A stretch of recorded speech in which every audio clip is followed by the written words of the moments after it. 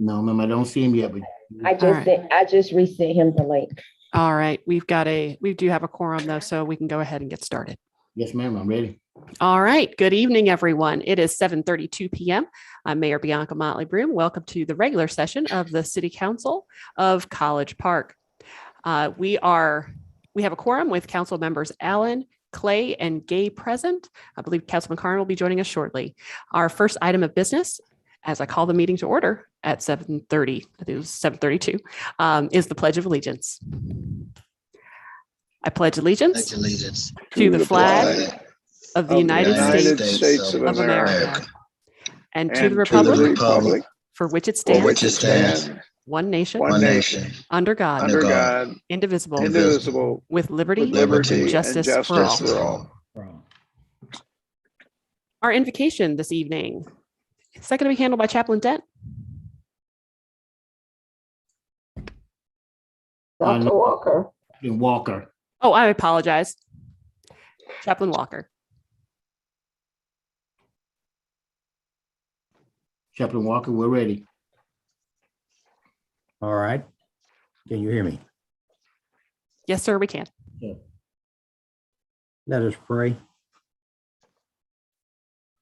O Lord, our Lord, hallowed be your name. Hallowed be your purpose.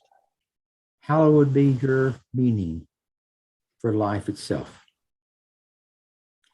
As we gather for this city council session, we seek your inspiration for clear and concerned, coherent dialogue about what concerns us the most: order, law, inclusiveness, and decisions for the better life of the citizens of College Park.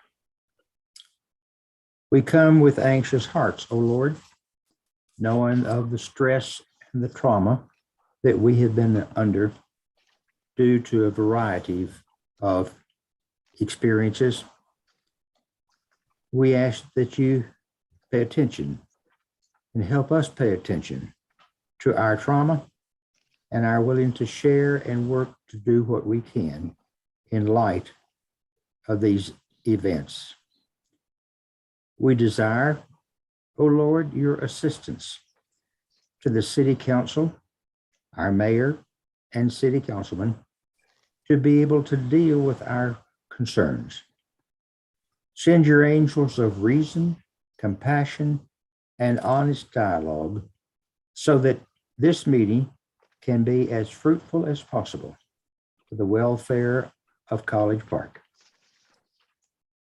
We give a special thanks, O God, for our mayor and city councilmen who have worked tirelessly on our behalf in the midst of all of our concerns.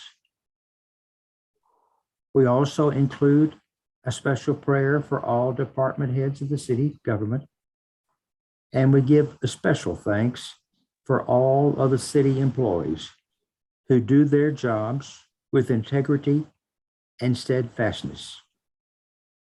Inspire all of us as we strive to deserve the experience of being with one another, working for the good of College Park and its leadership and its citizens. May we leave this meeting, O God, with a clear understanding and feeling that we have been diligent, compassionate, as well as rational in our decision-making. Let us go forth from here when the meeting is over in your hallowed name so that we can find the courage to be in spite of all of the conflicts. We ask this and we offer our prayer in the name of faith, hope, and love. Amen. Amen. Thank you. At this time, we will take any additions, deletions, amendments, or changes to the agenda. Are there any?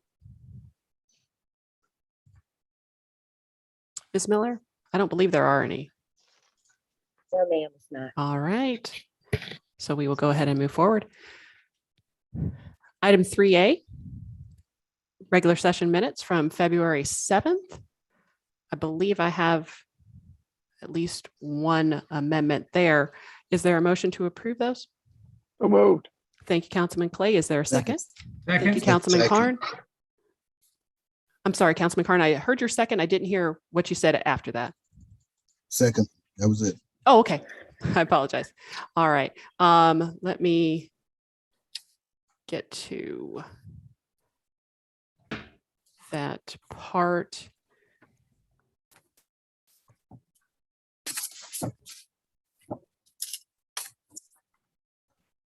Oh, I apologize. That's in the workshop session minutes. Okay. So, all those in favor? Aye. Aye. Any opposed? Any abstentions? Okay, hearing none, that passes unanimously. Works. Mayor, if I in regards to any changes to the agenda, there is an item I would like to discuss in executive session involving personnel if we have time, if we can get out of here at a decent time going through this agenda. So. Okay, so we need to go back into executive session? I'd like to, yeah, and it shouldn't take too long. Okay. All right. We have the workshop session minutes from February 7th. Move to approve. Second. Thank you, Councilman Carn, or Councilman Clay, Councilman Carn. And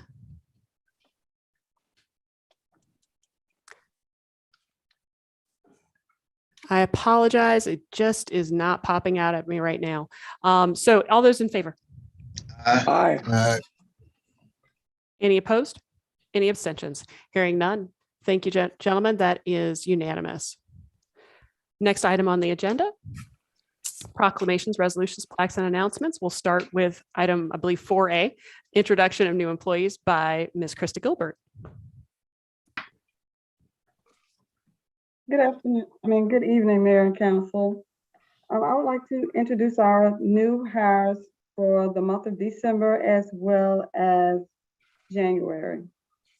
So for December, we have Levante Page, Laborer 2, Sheila Merritt, Marking Analyst, Charles Mitchell, Event Service Manager, Emmanuel Tabe, Police Recruit.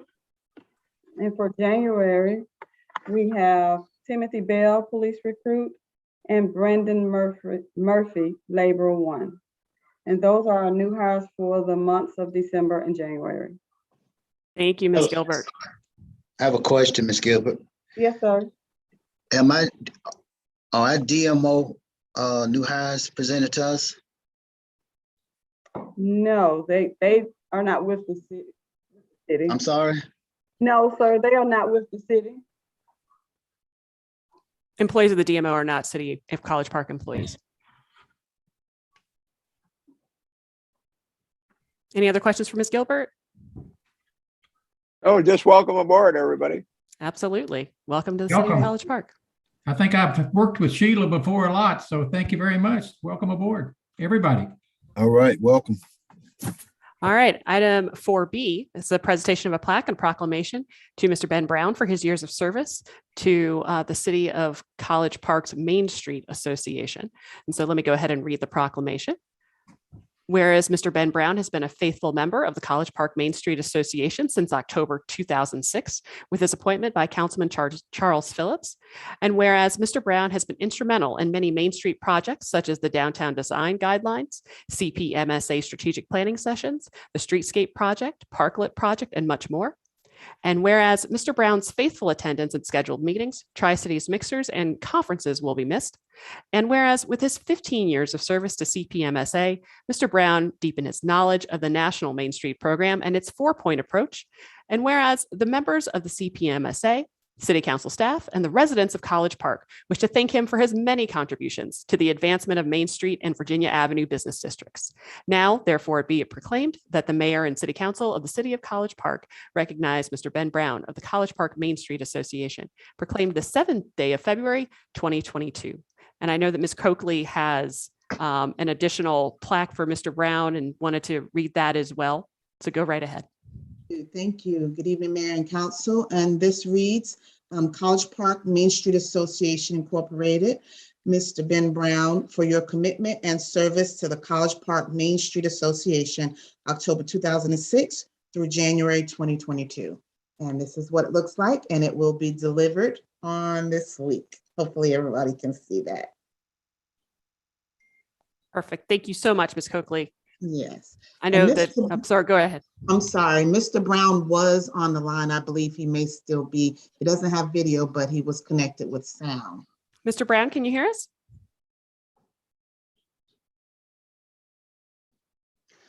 Mr. Brown, if you can unmute.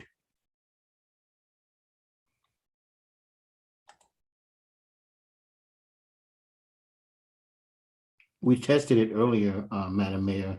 He's on. Yeah. There we go. Hello. Hello, Mr. Brown. Thank you so much for your Hello. service. I thank y'all so very much, and it's a great honor that you all would do that for me. And it was a great privilege to be able to serve, and it was a great journey. Thank y'all so very much. Thank you. We know your work has paid off in spades, and we are grateful for all of the hard work that you put into CPMSA. Yeah, Mayor, I would ahead, just sir. I'd like to thank Ben for all the time that I've been involved with the Main Street Board, and he has always been there. I can't think of anybody more reliable. He's been to the events. He's supported Main Street, and Ben, you know, it's vastly different now from when it was in the early days when you and I both were involved with it. So thank you for hanging in there and being so faithful to the program. Thank y'all so very much, and thank the Main Street Board for going forward, and the council and mayor as well. Y'all doing an excellent job there in College Park. Councilman Gay? Yeah, I have a couple comments. Well, first off, I appointed Mr. Ben Brown his last term, so I'm honored to have done that. Also kept him on the board during my special term. So the 8 years, I was honored to appoint him. He's also a Ward 4 resident. He's my neighbor. And so I just wanted to acknowledge that. We check on Mr. Brown now often. So thank you for your service, Mr. Brown. And like for you to get with our new Main Street appointee who owns the College Park shoe store, and maybe you guys, we three can grab lunch or something. Okay, sir? All right, thank you, sir. I would just like to say I've only known you for a couple of years, but you're cherished by everyone in this city. You've done so much. You've done so much for the Main Street and the Main Street Board since you've come on board and you've been there. I mean, it's done wonders, and you've been a big part of that. So you ought to be very proud of what you've done and along with the Main Street Board. So thank you for your service and appreciate it very much. Thank you, and I thank you for the team that helped carry that out. Main Street. All right. Well, thank you so much, Mr. Brown. Appreciate it. Mr. Brown, thanks a lot. Great job. Glad to see you still with us here and working with us. And we're going to still be leaning on you for good advice now. All right. Thank you. All right. All right. Item 4C is consideration of an action on a resolution certifying abandonment of Elmwood Subdivision Alley. Any questions for Mr. Denmark on this one?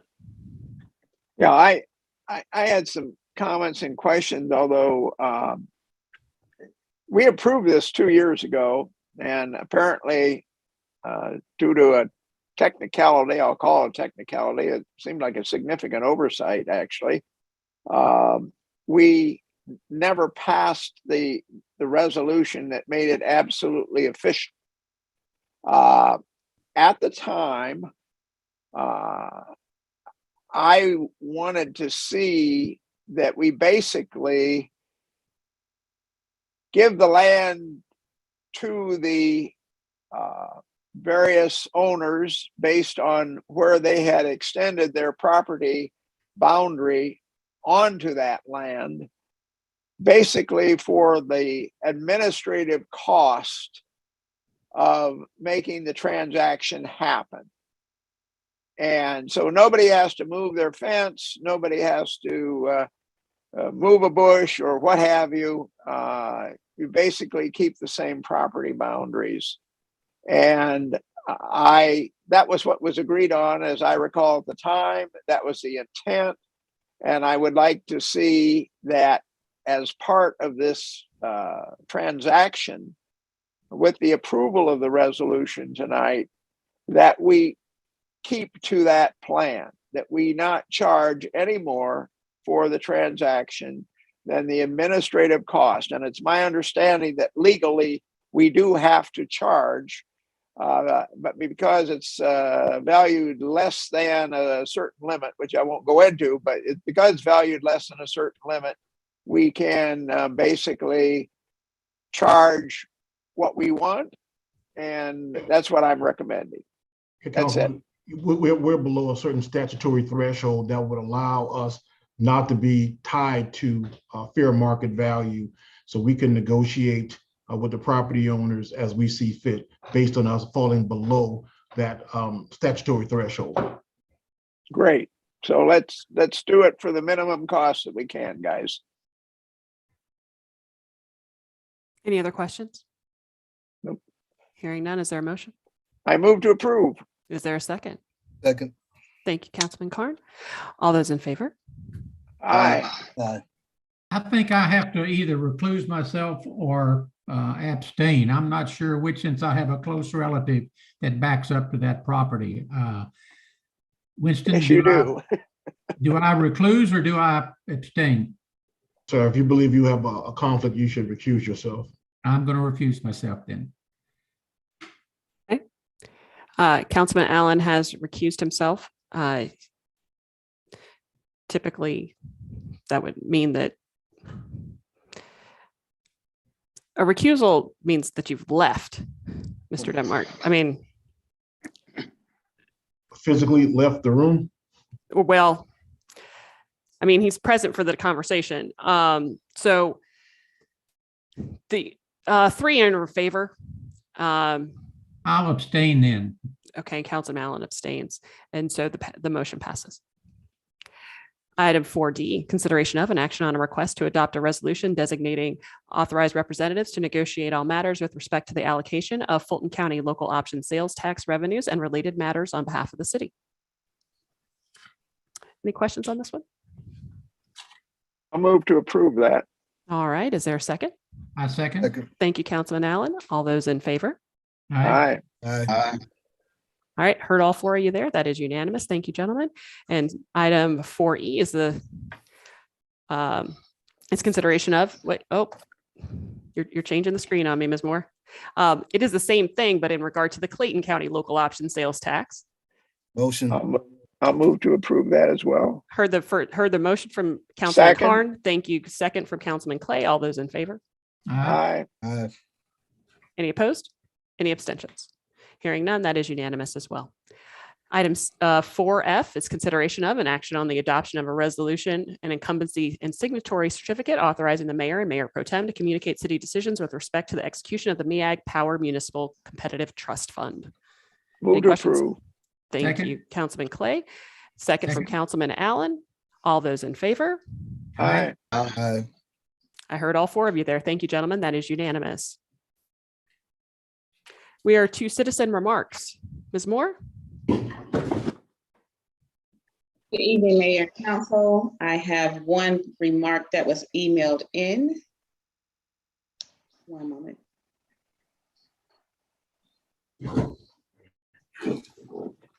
Okay, I'm gonna start my timer.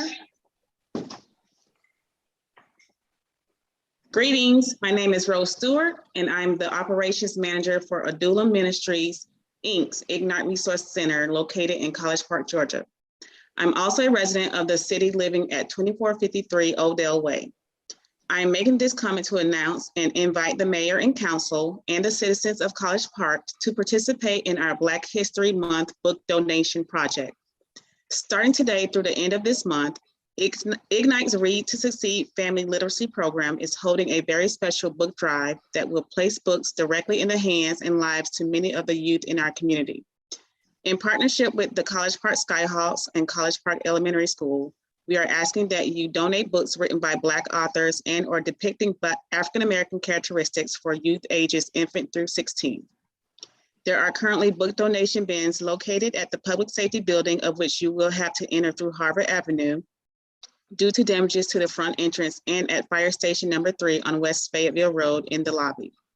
Also, if you plan on attending the February 12th Skyhawks games, there will be book donation locations at the Gateway Arena. We thank you in advance for your support of our local youth and their families. And remember, reading leads to succeeding. Thank you. Okay, and we did have 3 additional citizens that would like to speak virtually. Mr. Hicks, if you can let in Stephanie Jones, Marjorie Dent, and Jamil McKenzie.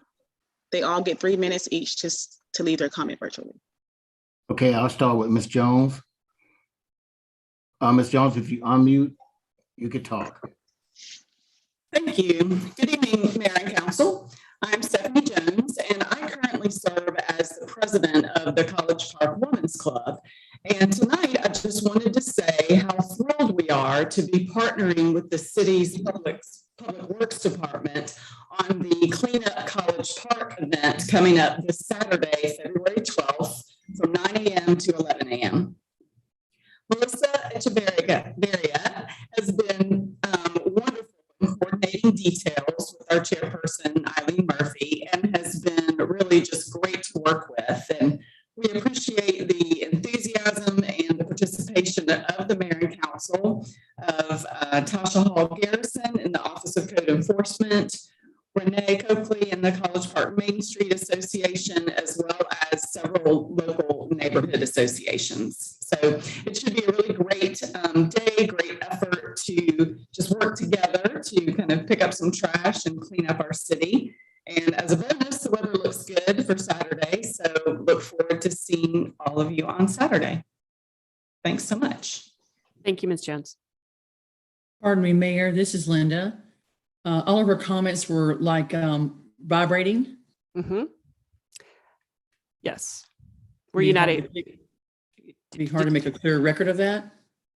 We'll work on it. We'll work together, Linda, on that. We got it. Thank you, Shavela.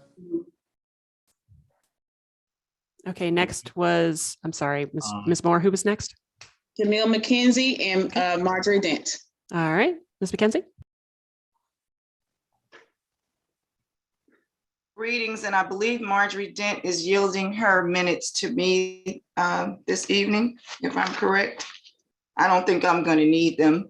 But good evening, Mayor and Council. I would like to preface my comments this evening by noting the fact that the polls taken for the past few years ranked the city of College Park #1 as being the most dangerous city to live in the state of Georgia. I would like you to remember this as I share my brief comments this evening to use as a point of reference for how critical the issue is that I am presenting before each of you. In 2017, I started the College Park Police Chaplaincy Program, and I even wrote the standard operating procedures for the program. Our mission as chaplains is to care for the brave first responders who serve and protect our College Park community. I am concerned as a resident of this community that rather than support our officers over the past 18 months, it appears as though there has been almost a complete defunding of our College Park Police Agency. On any given day, our officers are lacking cars to use during shift. At one of my recent roll calls, an officer had to drive the jail van for his 12-hour shift because there were not enough operable vehicles. Our support staff members, whose roles are vital to the functioning of the department have been denied increases in pay, and a great deal of our equipment is outdated. We are short-staffed. Our department is functioning with less than 2/3 of the officers required to make it run efficiently. This is one of the main reasons our response time for 911 calls has declined from 8 minutes to almost 19 minutes. Our interim chief and command staff are doing all that they can to decrease our crime numbers, but the lack of support and funding is making this task virtually impossible. Now, the greatest threat to our city is that our officers are currently the lowest paid in the Tri-Cities region. Most recently, the city of East Point voted to increase starting salaries for police officers to anywhere from $52,000 to $55,000, which is approximately $12,000 above what we are paying. Plus, they will be providing take-home cars and an additional $2 million to boost in department upgrades. This same type of increase is also occurring in Stockbridge, Fayette, and Hateville, amongst other municipalities. We have gone from one of the highest paid police departments in metropolitan Atlanta to one of the lowest paid departments.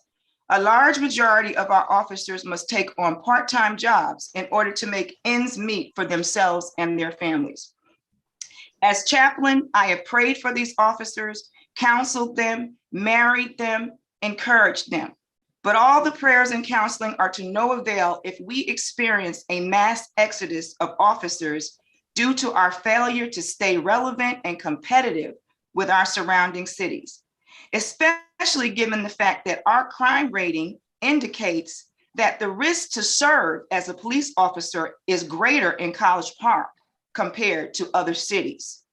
I stand before you tonight, or actually virtually, I come before you tonight, begging you and pleading with the mayor and council of our great city to increase our officers' salaries by no less than 21% immediately, include take-home cars, and actively pursue the identification and purchase of technology we need to make our department not only survive, but more importantly, to thrive.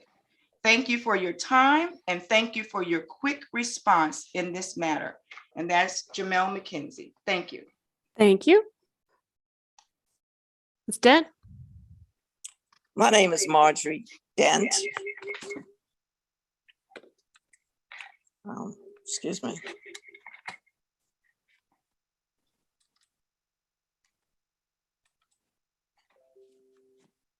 My name is Marjorie Dent, and I live at 4021 Jesse A. Dent Jr. Road, College Park.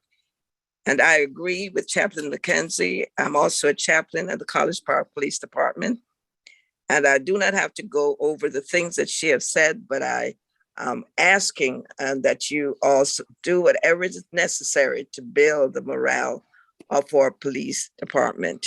So we thank you for considering the raise in salary, cars, and new technology. Thank you so much. Thank you. Ms. Moore, that's a conclusion of the folks who signed up ahead of time? Yes, ma'am. All right. So at this point, if you wish to speak and you did not sign up, you have an opportunity to speak for 1 minute. I see one hand raised. I see Kim Doherty. Ms. Jones already had the opportunity to speak. So, but other than that, Ms. Doherty, can you hear us?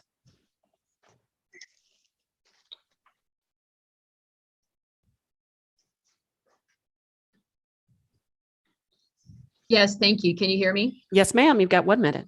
Great, thank you. Councilman Clay, I want to acknowledge your comments regarding the abandonment of the easement for the alleyway that it was voted on earlier. And as you and I have discussed a couple of times over the last couple of years, that particular situation. I own the property next door to the one that was Mr. Eden's that was for consideration tonight. And I thank you for going back to that original intention, which was to allow everyone to keep the property that they're already using. That's part of that alley easement. and to allow us to do that in a way that is expeditious and consistent for all of the property owners on that street, Myrtle Lane, which backs up to Mercer. I would additionally like to ask that we consider making the land that is currently not claimed by anyone. There's a strip of no man's land behind my property. It's not enclosed by any fence. So I guess I'm just asking that to allow everyone to keep what they currently have. And if no one's using the property and no one's claimed it, and the backdoor neighbor doesn't want it, to make that available to be enclosed by the person on the other side. Just so that we claim all the property along there and that we do this consistently once and for all and can do it in a straightforward manner. Thanks. Thank you. Thank you. If anyone else wishes to speak, I don't see any other hands up. All right, we will go ahead and move forward to the next item on our agenda. We have item 6A, which is Keep College Park Beautiful Advisory Commission Board Appointees. I believe that Councilman Gay's appointee is not actually Councilman Gay. It is Mr. Charles Jefferson. Charles Jefferson? Yes, Charles All right. Jefferson. He updated us today. Jeffers or Jefferson? Jeffers, am I correct, Councilman Gay? Thought it was Jefferson. Jefferson. All right. So Charles Jefferson is Councilman Gay's appointee. I believe all the others are listed. I have not heard back from the. Oh, that's person right. I Appointee talked announced. to. Sorry. I should have that by next meeting. All right. So if there is a motion to approve the mayor and city council appointees absent Councilman Allen's, who will supplement his at the next meeting. So moved. Is there a second? Thank you, Councilman Clay, Councilman Carn. All those in favor? Aye. Aye. Any opposed? Any abstentions? Motion passes unanimously. Thank you, gentlemen. Item 6B is consideration of an action to appoint Hugh Richardson, a citizen of College Park, to the T-Splosh board. We're actually just ratifying this. I believe everyone's aware of that selection. Is there a motion? Aye. Yes. Move. So move. Thank you, Councilman Clay. Is there a second? Second. Thank you, Councilman Carn. All those in favor? Aye. Aye. Aye. All right, I heard all four of you there. Thank you, gentlemen. All right, item 7A is consideration of a request to begin in-person public meetings on March 7th. We were supposed to bring it back to this meeting for a decision from the council. Right. And it looks like our numbers are in a place that is a steady downward trend. They're still trending pretty high, but what is the thought of the body on returning to public meetings on March 7th? It's going to burn itself out, at least Omicron is, by March. So I see no reason why we shouldn't go back into public meetings. Now, if some weirdo variant all of a sudden springs up, I don't see it building that quickly anyhow, but if it were, that'd be another thing. But everybody's going to get it. And it's going to be, unless you're living in a cave, you're going to get Omicron. And if you haven't gotten, you will. And it's not as serious if you are vaccinated and boosted. So time to get back together. I don't have an issue with it in my cave, so I'm good with it. All right. Do we have to make a motion on that? Well, our emergency, our state of emergency ends on what date? After the second meeting. Correct. Right. So with it expiring, we would be in person, correct? Mr. Correct. Denmark? Yes, without further action. Without further action. Yes. Okay. We don't need to do anything. No, we Right. don't need to. So we've got consensus that we'll be back in person on March 7th. All right. Is there consensus to do a public swearing in for our Ward 2 and Ward 4 council Hello? members? Yes. I had a little. I just lost sound.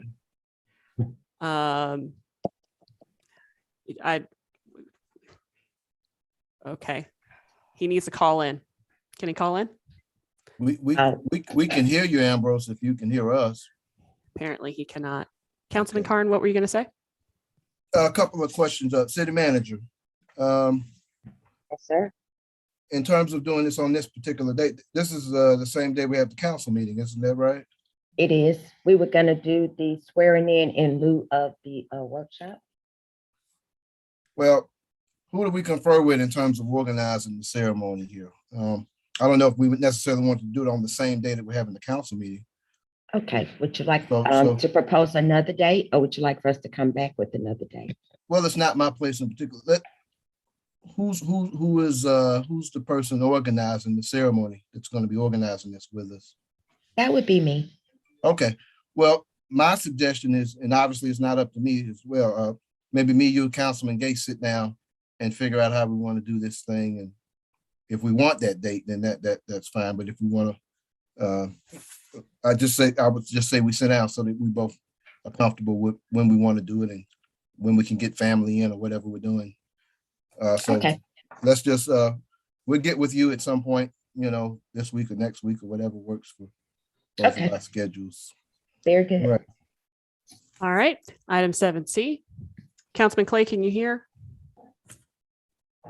He cannot hear. Is he calling in? It looks like he's calling in.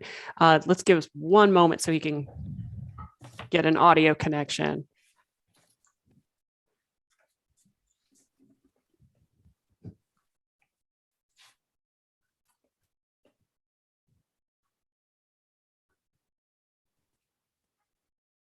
Okay, I got good audio and video. We can do a quick test. That'd be great.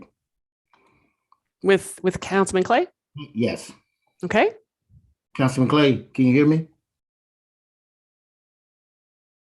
I think he's trying to dial in. Okay, I'll look for him on the other side.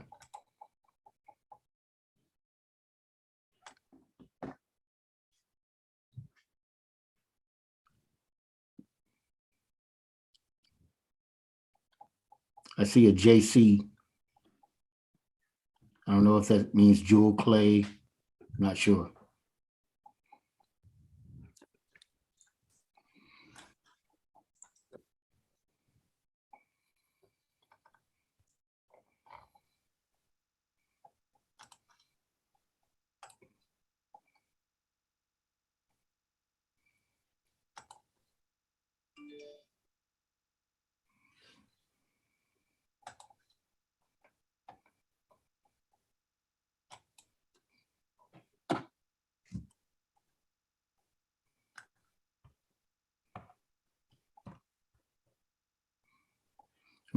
I'll tag him on the phone here real quick. I think he's trying to call in. It looks like he might be.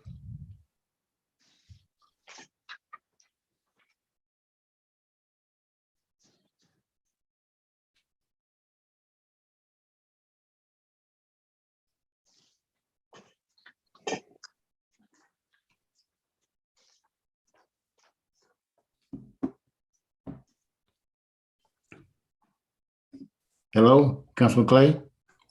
Mr. Hicks, do you see a phone number that needs to? Yes, ma'am, I do. Let me just check this number here. So this is his number.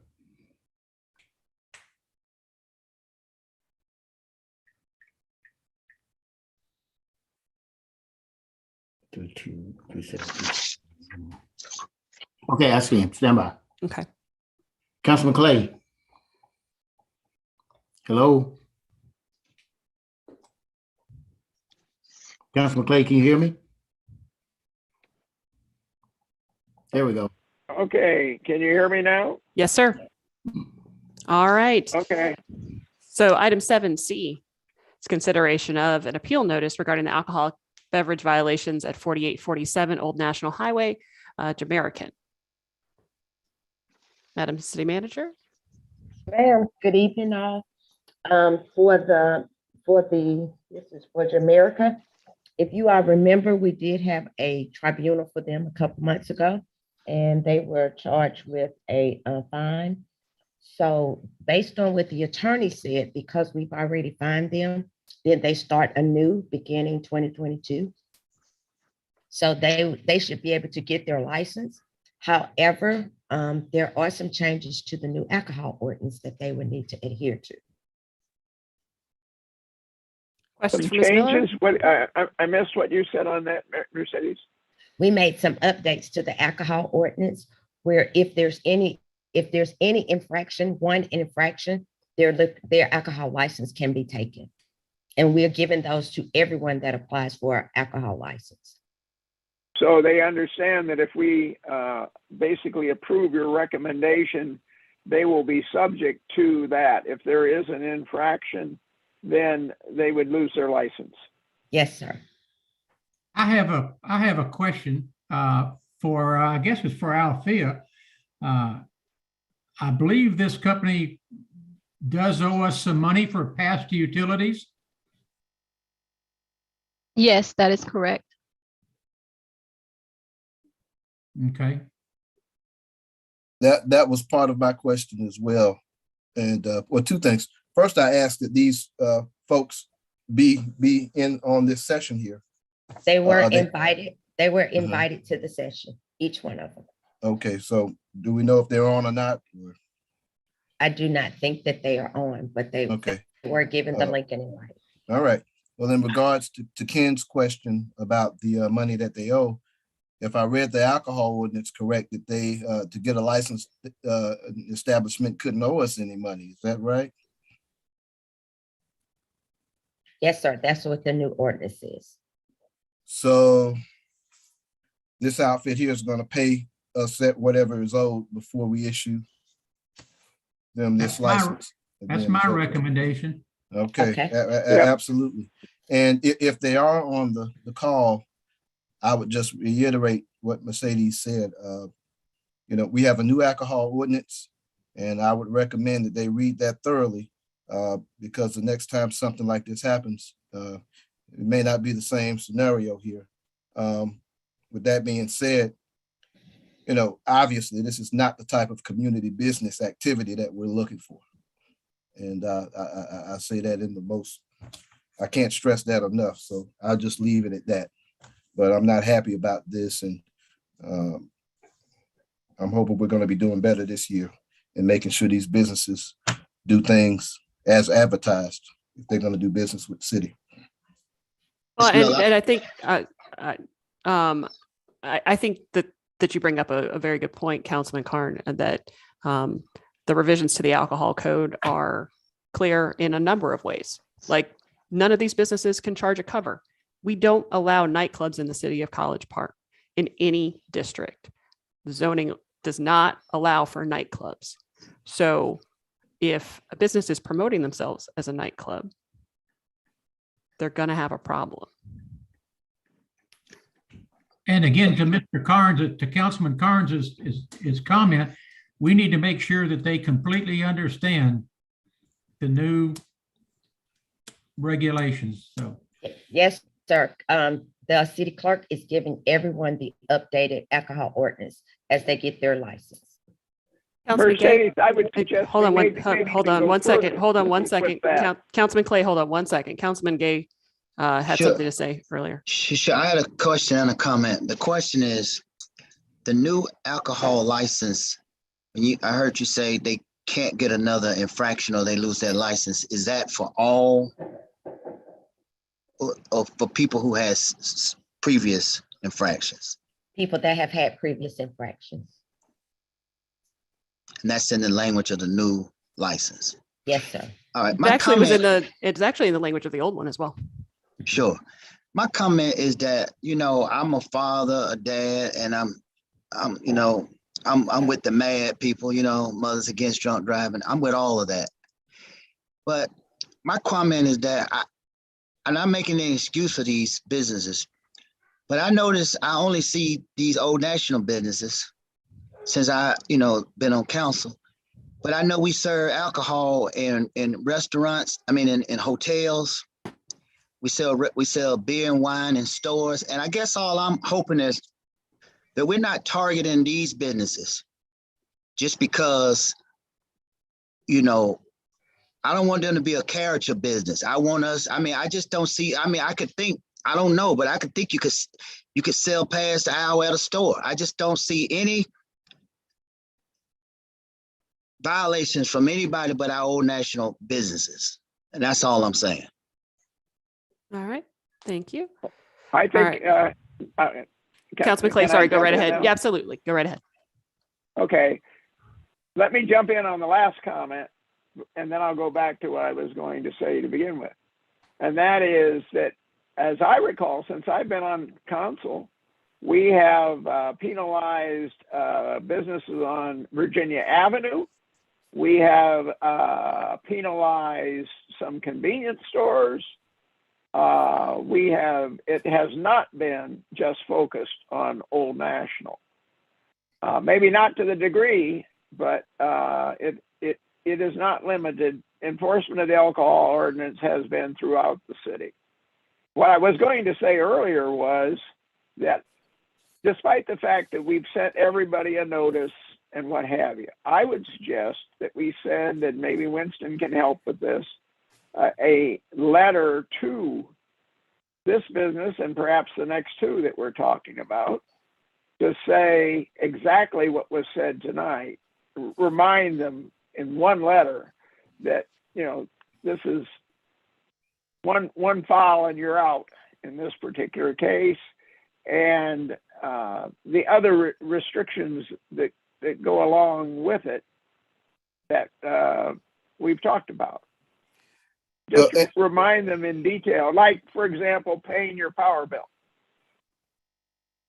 That must happen, at least with this business, that must happen first before you get the license. So it's all laid out specific to this business, addressed to this business, maybe certified, sent to this business so that they know exactly what the score is. That's the only fair thing to do. I would have hoped they would have been on the conversation, but since they're not, I want to make sure that it's fair and that they fully understand the ramifications. Well, and Ambrose, I would agree with you normally under normal circumstances, but in terms of fairness, here's the thing. I specifically had staff reach out to whoever these outfits were to let them know they needed to be on this meeting so that they were well aware of what was going on, number one. If they're not on, and again, I'm hoping they're on. I'm hoping they didn't tell us, well, we don't want to hear that. So I'm hoping that wasn't the case, but I wanted to hear if they were on. That's why I asked that they be on so that it was clear. Now, in terms of just giving somebody special treatment, in terms of, we have an alcohol ordinance, they're coming to get their license, they're going to get a copy of the ordinance. You know, whether we give them extra notice or not, you know, I don't see a need for extra notice necessarily, but I mean, you get where I'm coming from. If they're not taking enough consideration, you know. Yeah, I understand, Joe, but what I'm thinking is that from a legal standpoint, this also, in my opinion, would give less wiggle room to say, oh, well, we did this, that, we didn't know it. I don't know whether that's legal grounds or not. Winston could weigh in on that, but I just thought I get what you're saying. We want to cover ourselves because ultimately, I think there's going to be more issues in all likelihood, and we want to make sure we're covered. No loopholes. Got you. I'll read you loud and clear on that. I think the ordinance is going to speak louder than anything that we send to them anyway. I mean, because at the end of the day, they're bound by the ordinance, and I think that's sufficient. I agree. Is there a motion in regard to item 7C? So moved. Second. Okay, gentlemen, is that including payment of any delinquent utility bills? Including the payment, yes. Absolutely. Yes. Okay. All right. So Councilman Clay moved, Councilman Carn seconded. All those in favor? Aye. Aye. Thank you, gentlemen. That is unanimous. Item 7D, consideration of an appeal notice regarding the alcoholic beverage violation at 4807 Old National Highway. That is Knockouts. Again, we have the same issue that we had before. I am recommending that we issue their license with the new ordinance, and one strike, they're out. A motion for that with the addition proviso that they pay any current bills that are due, utility bills that are due. Okay. I agree. I think they're paid up, but I second. Okay, Councilman Carn made the motion. Councilman Clay seconded. All those in favor? Aye. Aye. Aye. Any opposed? Any abstentions? Passes unanimously. Thank you, gentlemen. Item 7E, consideration of an appeal notice regarding the alcoholic beverage violation at 5021 Old National Highway. Wraith, Again. Move to this- approve. Thank you. Second with the same, check utilities. Yes, second. okay, Councilman Clay moved, Councilman Carn seconded. Yeah, All I those in- agree. Second, utilities must be paid if they're not paid already. I think they're paid up too. Well, All those- they just may not be 90 days behind. That's why I just threw that caveat in, because I said maybe they're 30 days behind. Yeah. Okay. Let's just make Okay, sure well, they're paid. we've got it covered. All right, all those in favor? Aye. Aye. Thank you, gentlemen. I heard all four of you there. That is unanimous. Consideration of an action on a request for approval of the proposed mayor and council departmental budget meeting schedule for fiscal year 2022-2023, as well as an opportunity for general policy direction by elected leadership is item 7F. Move to approve. Thank you, Councilman Allen. Is there a second? Second. Thank you, Councilman Clay. All Second. those in favor? Aye. Aye. Heard all four of you there. Thank you, gentlemen. That is unanimous. Mayor, we were also seeking direction for, because we know that the conference room is small, and we usually put a lot of people in that room for the budget meeting. So there's two options, either moving the meeting to council chamber, or we can try to find you a room at the convention center. What is the will of the body? Either way, for me, is as long as we have good separation. I don't want to meet with a bunch of people who we don't know whether they're vaccinated or not in that conference room. So, but I think it would be easier if we weren't in chambers to do it. I don't know. I'd say the convention center would be better. Just get us a room there. Yeah. That's fine with me. Yes. All Thank right. you. Yeah. Items 7G and 7H, we traditionally take together. Any questions for Ms. Ford Bradley on either one, the top 10 delinquent utility customers or delinquent property taxpayers? I got mine answered. No questions here. I got my questions answered earlier today as well. So All right, great. Councilman Gay, any questions on your end? No, thank you. All right. 7I is consideration of an action on a request for approval on the renovation of the cooling towers at cells 1 and 2 of the GICC BAC cooling towers. Questions for Ms. Cole? I move to approve. All right. Thank you, Councilman Clay. Is there a second? second. Thank you, Councilman Allen. All those in favor? Aye. Aye. Any opposed? Any abstentions? That is unanimous. Thank you, gentlemen. Item 7J is consideration of an action on a request for approval of the emergency replacement of damaged wastewater pump number 1 at the Southeast Lift Station located at 1219 Forest Parkway. Any questions for Ms. Echevarria?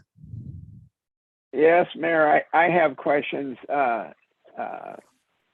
Melissa answered some of my questions in advance, but that made me just have more questions. And I know she sent me an email, which I've not had to read, but my problem is I sent her a copy of the minutes from the January, I think it was the 18th or January 4th meeting. I think the minutes were on the 18th of 2021. And in that meeting, we had a discussion about how the pumps had gotten damaged in that lift station because it flooded. And one of the things we didn't have was an alert to tell us that it was being flooded, that something had gone wrong there. And Ms. Echevarria responded to me and indicated we were going to install in the minutes, in today's situation, we were going to install sensors going forward, but later on that we had also installed some sensors to detect presumably flooding there before. And I'm confused at this point, Melissa. I just don't know. We installed the sensors there after that happened. When it was before your watch, I understand that. And yet that wasn't enough. So could you explain what we're doing differently now and why it wasn't enough before? Good evening, Madam Mayor, We can't council hear you. members.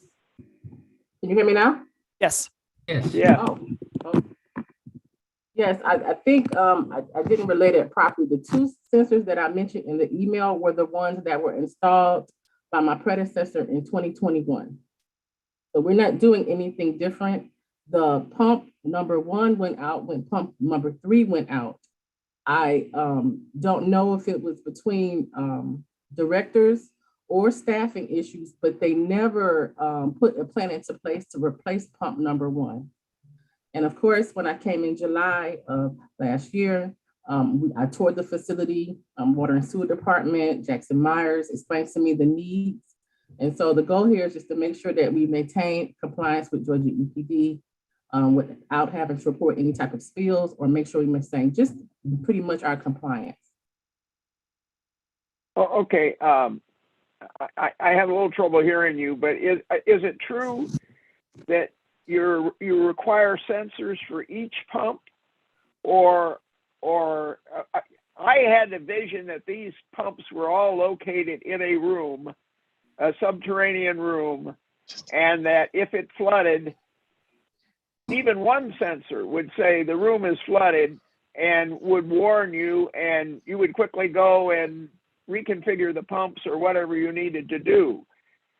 So what I don't understand is if we put in sensors before, when the room flooded, why they didn't alert us, and what additional capability are the sensors that we're talking about putting in going forward?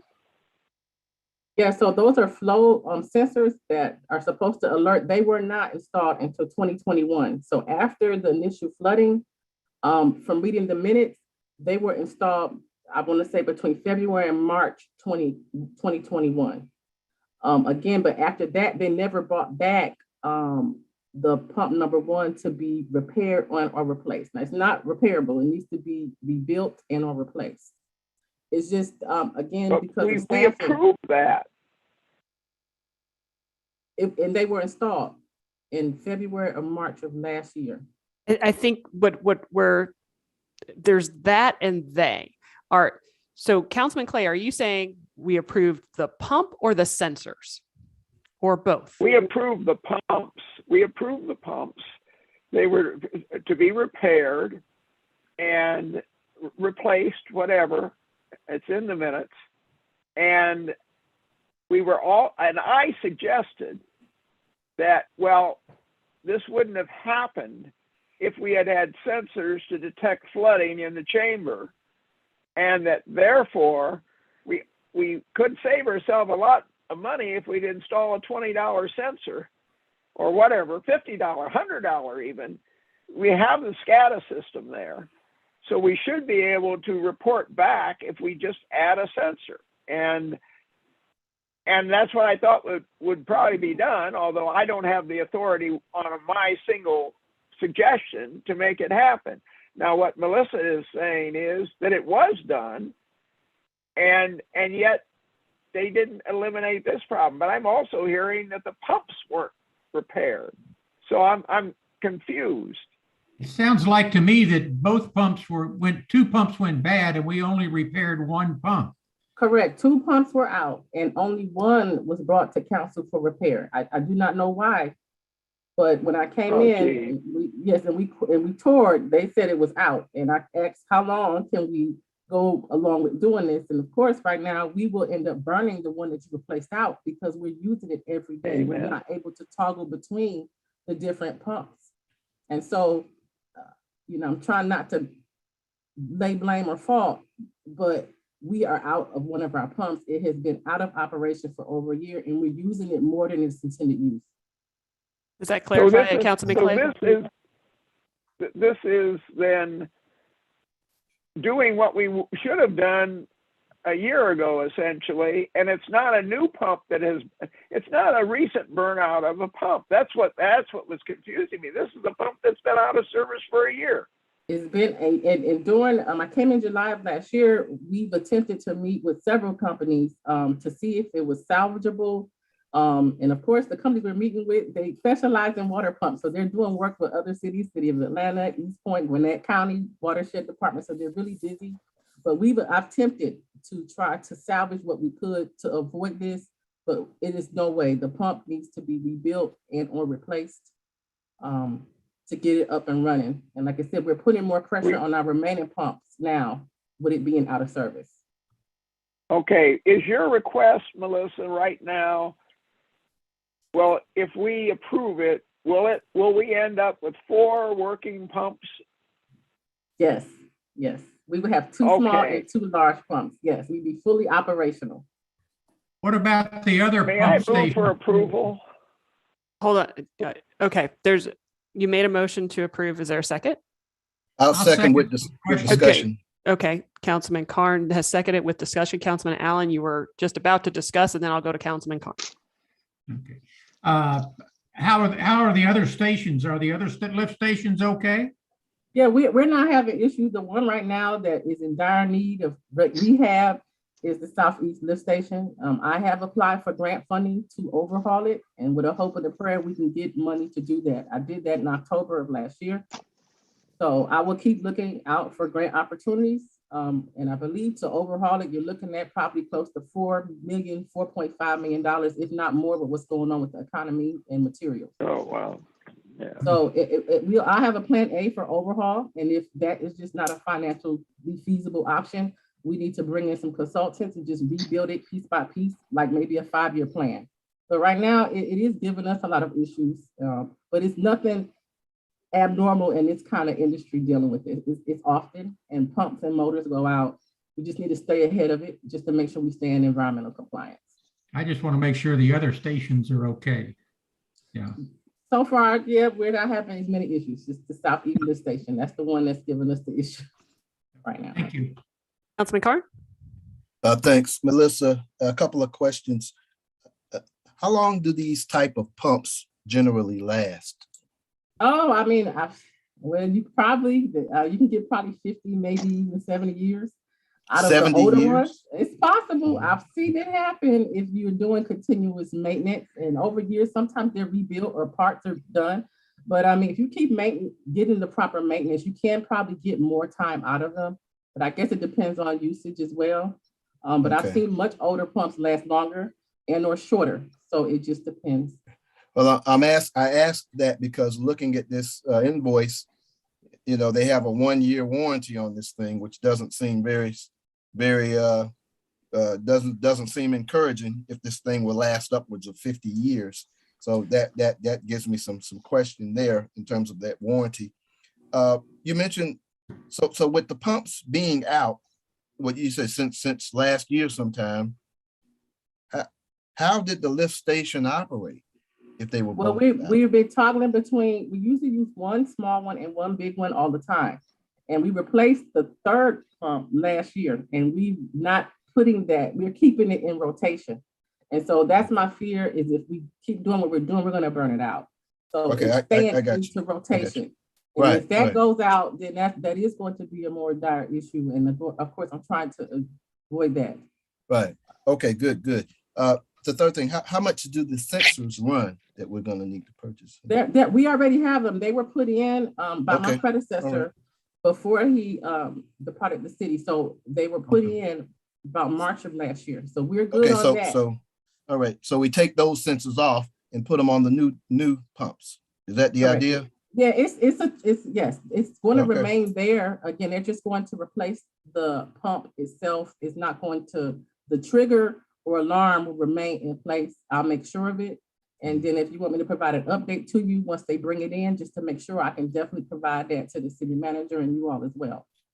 No, well, that's fine. I know you can handle it. Sounds like you got a good grip on what's going on with it. So I trust your judgment on it.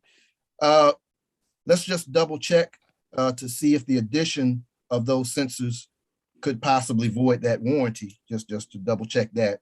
But obviously we need it. So I'm absolutely in support of it, of course. All right. Any other questions, comments? Hearing none, we'll move to a vote. All those in favor? Aye. Aye.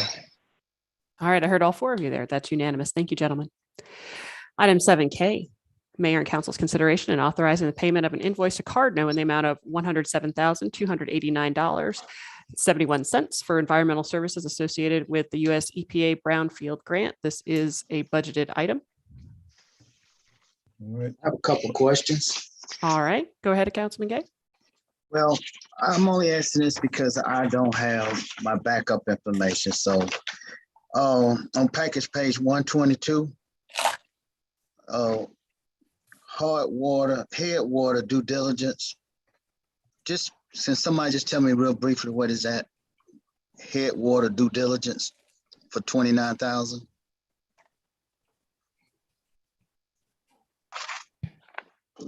Mr. Jones. Okay, headwater due diligence. This is the project that's over at the on the Marta property. We did due diligence on that. We did a phase 1 on that particular area. Are you familiar? The Marta property? No, I know the project. I was just curious. I mean, you don't have to get into it now, but I didn't know what this, I'm kind of familiar with environmental assessments. I'm just not familiar with the due diligence, how it's separate from the. Okay. But if you don't know the exact answer, we can come back to it. Are the guys here that's getting ready to get the 100 grand? Are they here? No, Cardinal has already completed this work. Oh, this work was completed last year up until November 30th. We're just paying for through the grant that we've already received. All right, and I had one other question. Yes. On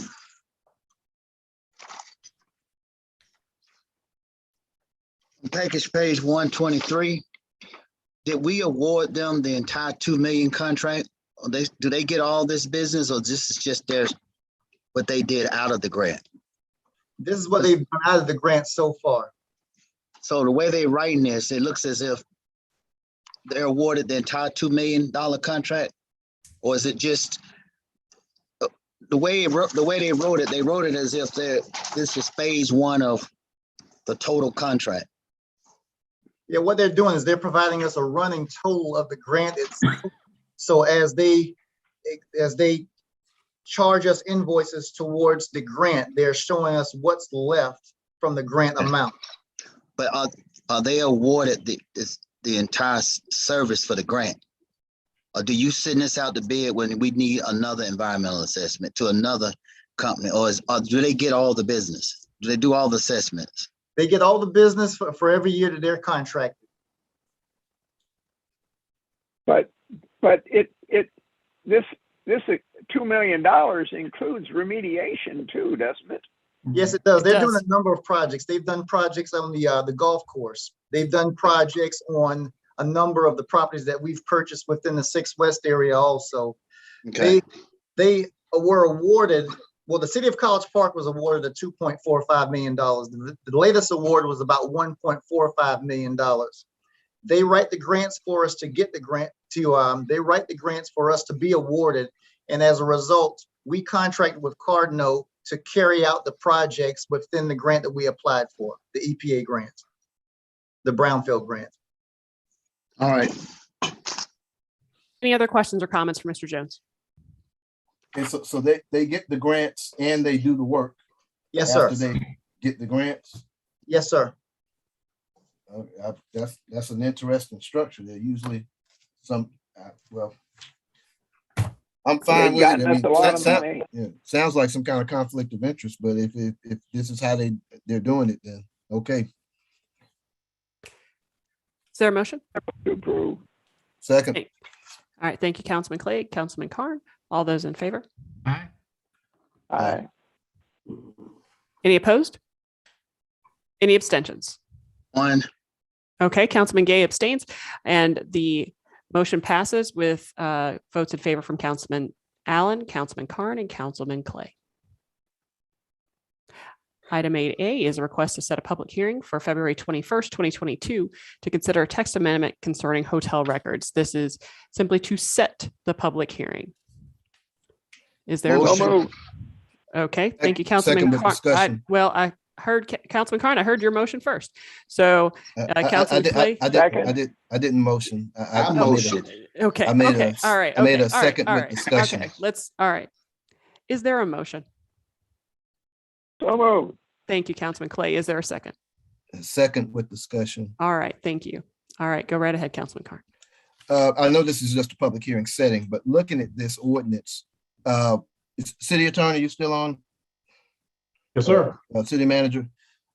One thing I want to look at some other meeting is we need to do something along this lines in terms of an ordinance exactly regarding apartment complexes as well.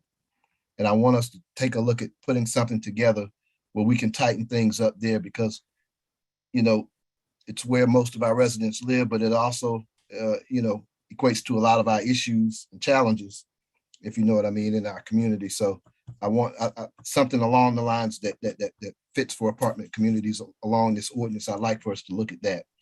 I'd like to chime in as well. I think that's a good idea to look at the apartments as well. I think Yeah. staff actually is already forming some thoughts and ideas around that. Okay. They are. Well, let's I'm assuming you drafted this ordinance, Winston, is that right? We did. Okay, well, yeah, let's look at, get with staff and bring something back to us that's appropriate for apartments along the same lines. Certainly. All right. Any other questions, comments, concerns? Hearing none, we'll move to a vote. All those in favor? Aye. Second. Any opposed? Any abstentions? Hearing none, it passes unanimously. Item 9A is consideration of an action on a request for renewal of the agreement between the City of College Park and Venture Denmark on behalf of Clayton County entities in Capri and Clay for state lobbying services. I got a question. That just seemed like an awful lot of money for Clayton County for a small little piece that they have. I didn't know if that's what it's been in the past or. It's the same that it's been in the past. And all the cities have bought into it, and this is just their contract. Okay. Any other questions? Well, Mercedes, one thing, when these type of things come up, I would like to have that outfit on in case we have some questions. And maybe it's just me, but I'm still getting caught up to speed here. So some of these items I'd appreciate to hear from these outfits. And so just keep that in mind for next time. Or if the new manager is she still on as well? Yes, Mrs. she Tucker? is. Okay, all right. I'll second it. I'm sorry, who made the motion? I move to approve. Okay. Or Councilman Gay, I'm sorry. Councilman Gay, you made a motion to approve? Yes. All right. And Councilman Carn, you seconded. Yes. All right. All those in favor? Aye. Thank you, gentlemen. Heard all four of you there. That is unanimous. Item 9B, consideration of an action on a request for renewal of a contract between the City of College Park and Cardinal for environmental and grant management services for the FY21 EPA Brownfields Assessment and Cleanup Grant Program. I move to approve. And thank you, Councilman Clay. Is there a second? Second with a quick question. So All they're going right. to they're pulling this out of the same grant money. Is that right? Mr. Jones? Yes, sir. I'm sorry. I was talking while I was muted. Yes, sir. Okay, thank you. All right. Any other questions? Hearing none, we'll move to a vote. All those in favor? Aye. Aye. Any opposed? Any abstentions? Hearing none, that is unanimous. Thank you, gentlemen. Item 9C, consideration of an action on a request for approval of a Marta access agreement. I move to approve. Thank you, Councilman Clay. Is there a second? Thank you, Councilman Carn. Any comments, questions, concerns? No. Hearing none, we'll move to a vote. All those in favor? Aye. Aye. Any opposed? Any abstentions? Hearing none, it is unanimously approved. Doesn't look like we have any old business. No, ma'am. No new business. Move to the city attorney's report. Yes, thank you, Madam Mayor. I want to just say briefly that as many of you may know, we lost Larry Dingle just recently, who was a very prominent lawyer in this community. He was a good man and a mentor to me, and I think he will certainly be missed. Thank you. Absolutely. City Manager's report. Nothing to report. The new city manager will begin on February 21st, 2022, Ms. Hyas. So we're excited to have. All right. Report of Mayor and Council. Councilman Clay. Okay, I have just a couple of quickies. First off, I'd like to comment on Stephanie Jones, she was kind of hard to hear. I don't know what was going on with the audio during the public comment section, but I'd like to thank the Women's Club for working with all the different organizations and the Keep College Park Beautiful. I'd like to thank Melissa for bringing the concept into College Park. We'll be part of the National Association. And I think what a wonderful kickoff project for our committee, our commission that we just appointed people to earlier in the meeting tonight. College Park is home. We need to show people that the litter is being picked up, that we're keeping it spick and span, and if they're coming to College Park, we expect them to do the same. And we put various things in places on Main Street to try to enforce that. But, you know, it's like the broken window theory. There's nothing like having an example of people keeping the streets clean and what have you. And Public Works does a fantastic job, but just like anything else, the police can't be anywhere. They need eyes on the street. Public Works can't be everywhere all the time. They need help as well. So I'm really enthusiastic about this particular project. Second thing I wanted to mention, again, it relates to a comment that was made during the public comment section, but we approved in previous council meeting a $1.8 million for technology to upgrade the police department. This was a major consortium or what should I say, integrated system, better word, integrated system of technology with which will give us in the cars the capability to do license plate recognition on all the cars with the car cameras. We'll be able to stream information from body cameras in a situation where it demands it. The body cameras won't be forgotten to be activated in the heat of the moment. They will come on automatically if an officer drives his weapon or her weapon. So, and more. I won't go into all the detail, but this was a major expense for the city. We are putting everything we can to facilitate and make safe the work of our police officers. And I would like to see this equipment come in as soon as we can.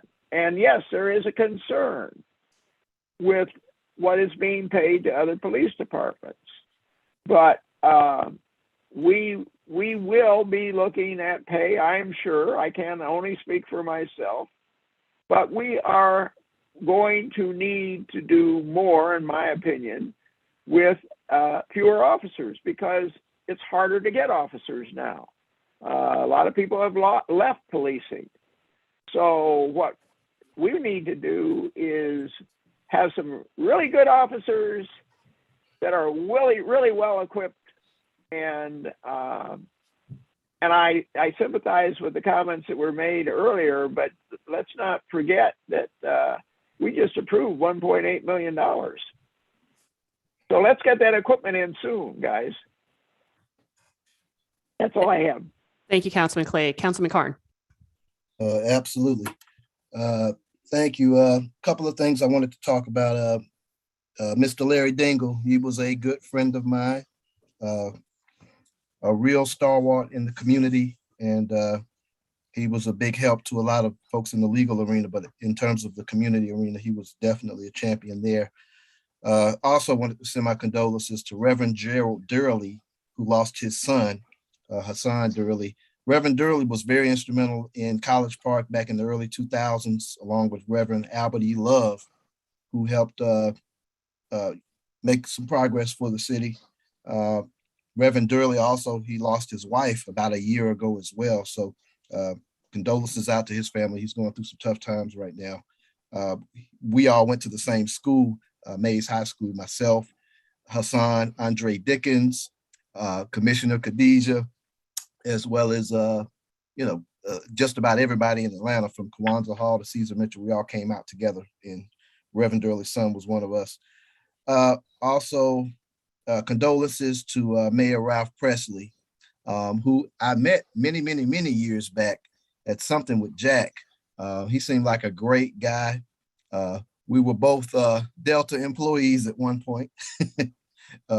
He had a better job than I did. I used to work out on the ramp in the early 90s, but condolences out to the Presley family as well for the loss of our former mayor. One of the issues I've had and I've looked at since I've been back, our apartment communities. We, in terms of keeping track of them, in terms of policies for the apartment communities, I think we need to really revisit a few things. Some of the gaps that I see, number one, has been the ease at which these apartment managers and owners can switch ownership of these apartments with, frankly, not very much documentation whatsoever. These apartments are a big component of our community issues. The majority of our residents live in them. But if there were a fire at some of these apartments, 9 times out of 10, we probably wouldn't have a direct contact number to reach the owners of these apartments even. And I'm not saying that based on what I heard about or I read about. I've lived it as a councilman and vice mayor in this city over the years. I saw recently one of my apartment complexes changed ownership. There was just a sheet of paper that they filled out, and I took a look at it, and it was just some stuff scribbled on this thing. And a lot of what happens is owners will shift the ownership of these apartment complexes right around tax season to do whatever it is they need to do, in terms of tax maneuvering, if you know what I mean. And we make it pretty easy.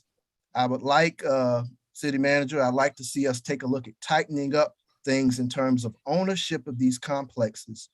The responsibility of these owners of these complexes is negated in College Park. For one reason is because they have no penalties coming their way when there's serious issues with these complexes. We generally cite the managers on site, and I understand the logic in that. But over the years of dealing with multiple dozens and dozens of managers, literally, as these managers switch places, citing a manager isn't gonna, at the end of the day, resolve the problem, because the managers cannot cut checks to make the type of repairs, improvements, and fix the type of violations that I've seen over the years in these complexes. I wanna look at switching that responsibility in terms of citations to these owners. Every owner of every complex, we need to have the most detailed information on them, because these apartments are too important for us not to really know who owns these things, where they are, and how we can contact them or hold them responsible directly for these issues. If we issue citations to these owners and they have to come in here to appear, whether they live out of town or not, if they have to fly in, but if they start getting failure to appear warrants and whatnot, I think they'll take the repairs and the demands that we have a little bit more seriously.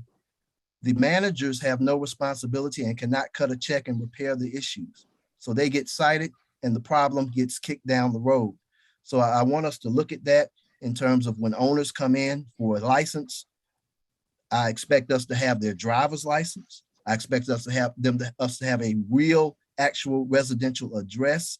And I've seen PO boxes. I've seen pass-through organizations. I've seen corporate shell outfits. We need to get specific in terms of who is the responsible person and how we can reach you in multiple ways and make sure they fill out some detailed information so we know how to get to them directly as opposed to playing footsie with these managers. So that's something I want to look at in the future, in the immediate future here with our new manager coming in. Maybe this is a project that she can help us tackle. Other than that, that's all I had. Thank you, Councilman Carr. Councilman Allen. First of all, let me welcome the new city manager when she comes. We're looking forward to have you here. And we're all seem to be talking about people that have passed away. Former Mayor Ralph Presley was a good friend of mine and passed away last Wednesday at 91 down in Noonan. And he did an awful lot for this city when he was here years and years ago. Also, condolences to the family of Clara Baxter, a longtime resident of Princeton Court, and a real stalwart over there. So she meant an awful lot to the people over there and me as well. I'd like to chime in on a couple of things. Councilman Carnes, you're right about the apartments. I think a lot of times people do get away and they put a quick coat of paint on them and then try to get them rented out as soon as they possibly can. I just want to also thank you to Tasha and her group, because they are starting to hold a lot of these departments accountable, and I appreciate it very, very much. They do a great job. We just need to do our part in making sure we tie up some of the loopholes where we can hold some of these people accountable. I'm going to tag on to Councilman Clay. Don't forget Saturday, the 12th, Community Cleanup Day. It's great. We all need to be out there, rain, no matter what the weather, picking up trash and showing the citizens that we support them as well. If we can, let's take a look at a four-way stop possibly at Madison and Hawthorne. The seniors at Princeton Court mentioned that a lot of people speed down that street and they don't even slow down, and there's no stop signs. There's a two-way stop. If we could make that a four-way stop at Madison and Hawthorne, that would make it a lot safer for those seniors coming out of the drives. That there's a four-way stop on the other side. We just need to put one on this side of the facility. That's basically all I have. That's it. Thank you, Councilman Allen. Councilman Gay. Yes. Well, thank you. And I have a few items. So I don't know what's causing it all of a sudden, but we have an issue with the TMSA car line. We thought it was for various reasons, but in fact, it's actually getting worse. I'm getting a lot of calls from residents, but more importantly, people are becoming impatient and they're coming down the other side. So I just want to make a notice that, I'm publicly saying that we got to figure this out. I do know the two former police chief contracted two of our officers to work the line, and that helped quite a bit. I mean, I think TMSA paid them. Quite frankly, I've talked with Miss Virginia, the CF. We talked, and what I think would be smart is what Woodward Academy does for the Marta kids. They sent a bus over to Marta with two police officers. I think if TMSA would consider going to the Jamestown property and renting a bus and getting a couple pickups, it could take a lot of the traffic off of the street. Her concern is that they don't have the manpower, but we cannot continue to impede the flow of traffic. We cannot continue to inconvenience people who've lived on this street. And might I mention, TMSA is a countywide school. It's not a zone school for our city. So there are people who doesn't even live in our residence, and we just need to kind of put our heads together and figure that out. Is there an update on the bank RFP? We've not heard anything about that. Anybody want to chime in on that real quick? Ms. Athea? Yes, I just had a meeting with a representative from Liberty Bank. It won't be a bank RFP because we'll be investing in those, the community banks that I bring before council. We have a schedule. We have not scheduled, but he's supposed to get back with me on the vice president and the president's time that they will be able to meet with myself and Ed Wall. And if the city manager is in at that time, we would sit down and listen to their pitch. But I did speak with a rep from Liberty Bank, and we're supposed to sit down together virtually and discuss some options. And it's going to be competitively bidded out because, as you know, Liberty Bank don't have a branch. But my point is, you're looking at all of our community banks, right? Yes, but what it does not have to be competitively bidded out because we are using them as for investment purposes, not actual banking. We could talk later, but I thought we could look at the records, but I thought this was a trade-off to try and provide some products for the community and businesses. And that is correct. Okay. All right. My next point is to chime in with the public comment about the police. You know, law enforcement is a very, very serious problem in our country today. Those people do a very dangerous job. And I was listening to the police chief in Atlanta, my fraternity brother, and he said, you know, this can't just be police.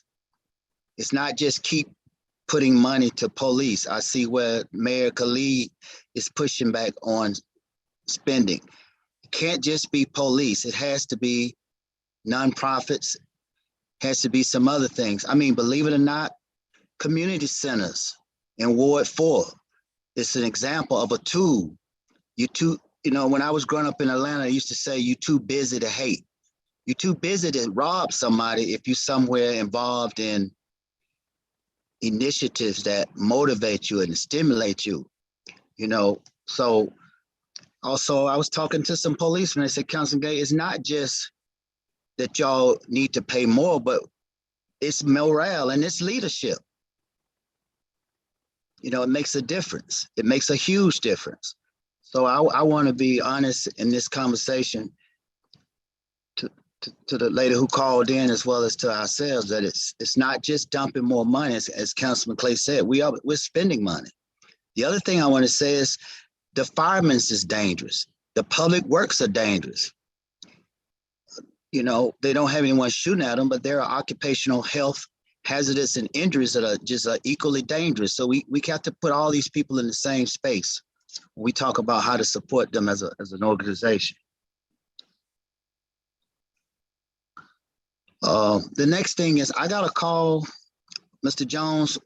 They wanted to know what's the update on the gas station that my wife and I was advocating it being a park and a restaurant. But I got called by the guy who sold it. He says, listen, we bent over backwards for the seller, but he hadn't done anything. So is there an update on the gas station on Main Street? Are you talking about the one that's going to be going in the old Enterprise location? I think it's Mercer and Main he's referring to. Is it called Pure? Oh, the Pure Station. Okay, the other in the Main Street. That particular project is moving forward. They're before the Planning Commission right now. You know, we have new planners. Casey is familiar with where they are right now. She may want to chime in on it. She's on the line also.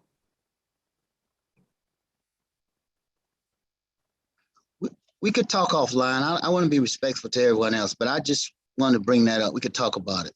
Right. Then I have just a few more. My wife texted me and said, please talk about litter. I know we're doing the best we can, Councilmember Allen, but listen, I'm on the phone every day. They'll tell you.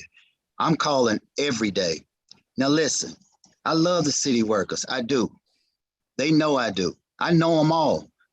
But I've also owned businesses. And I see instances where you got 4 or 5 people on a job site waiting for, you know, some mobilization. It is too much litter. It is too much litter for any personnel to ride by a piece of furniture or a chair. I just believe that we need to manage this, and we need to work better to deal with this litter. This litter is just out of control. Oh, and signs. And the last two I have is Larry Dingle. I sued Camp Creek Marketplace because they wouldn't hire minorities to do work over there. I'm about finished. And in the words of the late Emma Darnell and in the late Reverend Love, Black politicians need to do better about minority businesses. We need to do better. I went to a meeting at his church, and he died the next week, and he was talking about doing better with minority businesses. So Larry Dingle, just want to say something nice about him.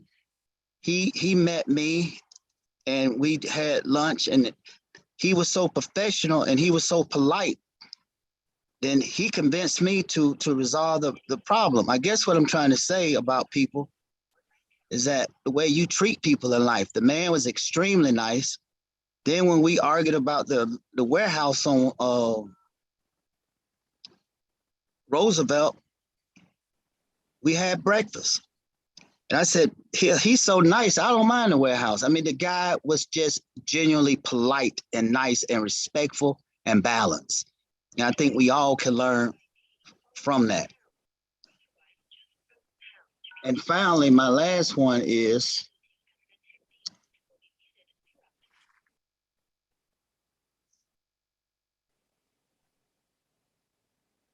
guess I don't have any more. Thank you for your time. Thank you, sir.